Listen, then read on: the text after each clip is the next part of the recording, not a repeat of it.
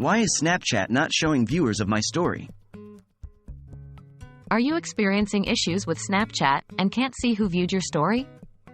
In this video, we will discuss possible reasons for this issue and provide some solutions to help you fix it. Are you sure your story was uploaded correctly?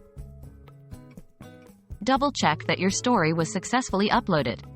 Make sure your Snapchat app is up to date. Try force closing the app and reopening it. Is your privacy setting causing the issue?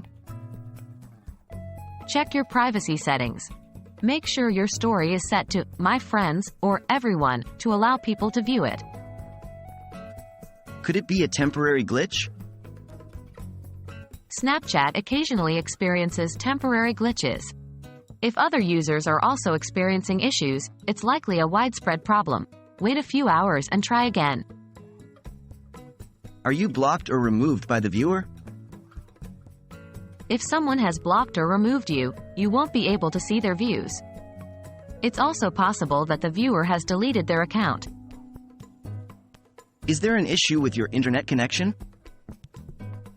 Ensure you have a stable internet connection. Try switching between Wi-Fi and mobile data.